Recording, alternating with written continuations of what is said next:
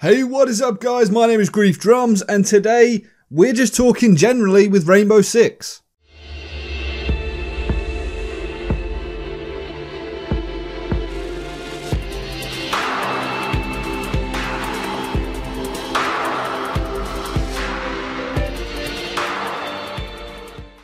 Okay, so that sounds like a bit of a generic title, and obviously if you clicked on this video, you've seen the title of the video. Today I wanted to talk about Rainbow Six in itself and whether it's still got it. For about a year and a half I've been playing this game, maybe a bit longer. I mean, as soon as it came out, I got my hands on it, and I've lived on this game. Almost every single night I have played, with very, very few nights off, just because I love the tension. I love how the gameplay evolves. I love how every match is different. And every time it's even started to get even remotely stale, a new patch comes out or a new season comes out which drops a couple of new operators, and it changes everything up, and it's made it really, really interesting to play this game. Over the past couple of weeks though, I've really been struggling to play. This whole season, in fact, I've really struggled to get into it. Towards the end of last season, I was getting a little bit fed up with Siege, and that might be because I've overplayed it, but I personally don't think it is.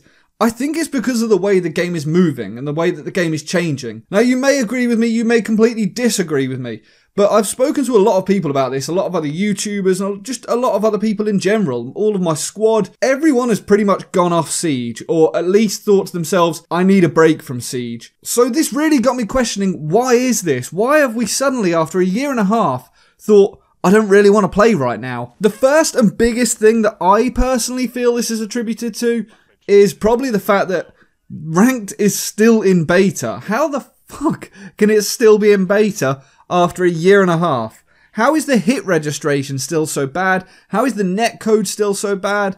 How can I be paired, with level 20s when I'm a friggin' Plat 1 or a Diamond? Now, I know you can say that there is a lot of fixes coming, presumably in Season 2 with the speeding up of the matchmaking, but to be honest, I don't care whether it's sped up. I would much rather matches are better balanced. I'm happy to wait in a lobby for, 4 or 5 minutes with my mates, waiting for a game, as long as when I get that game, the teams are fairly even. The teams are well balanced and it's just well matched. That is my personal feelings towards it. Yes, I would like it if it was faster, but the matchmaking comes first.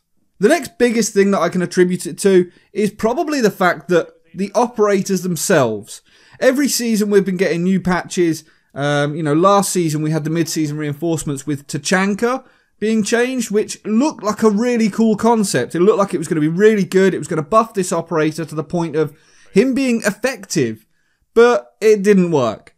Tachanka is still one of the worst operators in the game. Blasphemy, I know. He's probably going to smite me or whatever, but he's still utter crap. There are a select handful of operators that are picked for the pro leagues, and there's no real changing up of what's going on. Jackal was supposed to be brought in to hunt down roamers. How many times have we seen him in the pro league so far? Now, you may or may not be aware that a while back it was announced that there would be no new game modes brought into Rainbow Six.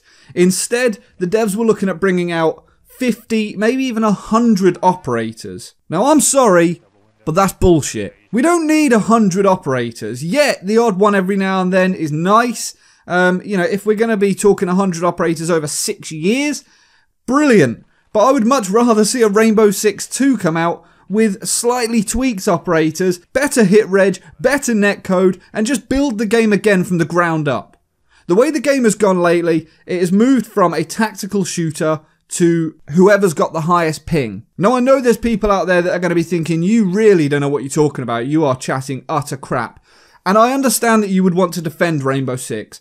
I have loved this game for the last year and a half, and I still do enjoy it, please don't misunderstand me. But there are a lot of things that are going wrong with this game. When this first started out, every operator sort of made sense, and when new characters were added like Frost and Buck, their gadgets made sense.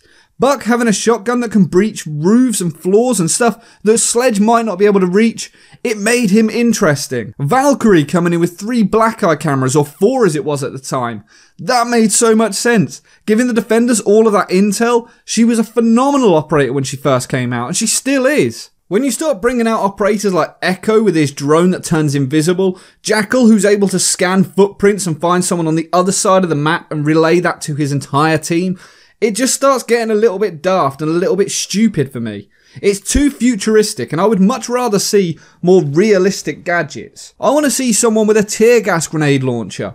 Someone that can actually fire tear gas grenades into a room and disorient the defensive team. I want to see defenders with motion sensors, something they can set up similar to a Capcan trap but anywhere in the map, and as soon as someone crosses through the beam of that, it triggers a alarm that lets you know that someone is there. Stuff like this would be incredible because it could be used both ways. If the attackers know it's there, they can use it as a trap against you. If they don't know it's there, you can use it as a trap against them. The possibilities are endless, and if you're going to add operators in, certainly up to 100 of them, let's try and get it more in keeping with realistic things. I guess the crux of this entire video all boils down to the fact that I'm getting fed up with the number of errors and issues with Rainbow Six. I don't know why we feel it's okay to put up with this and to sit there night after night dealing with this utter crap. Whether it's sound bugs, whether it's fuse pucks travelling from one side of the map to the other, whether it's Glaz's hit reg, headshots that don't work, elo glitches, reloading bugs, barbed wire not deploying, getting stuck in animations of deploying Jaeger devices, yokai drones not attaching to the ceiling,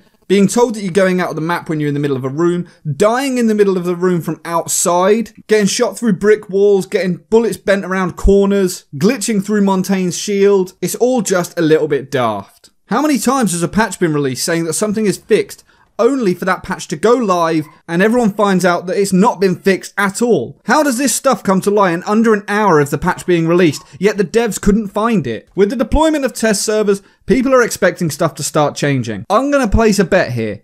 I don't think it will. What do you guys think? Are you fed up with Rainbow? Do you think it's got the longevity to continue going? Or have you already put it down? Do you still play it? Do you plan on putting it down? I'd love to hear your thoughts. I apologise this was such a negative video, but it's something I really felt I had to get off my chest. I have had so much fun playing other games the past few weeks and not playing Rainbow. And the biggest thing is, I've not even missed it. Now, I'm not saying I'm putting it down forever. I will be coming back to it. I'm just taking a bit of a break from it and hoping that the devs can start actually doing their job. Anyway, guys, until next time, stay reckless and relentless.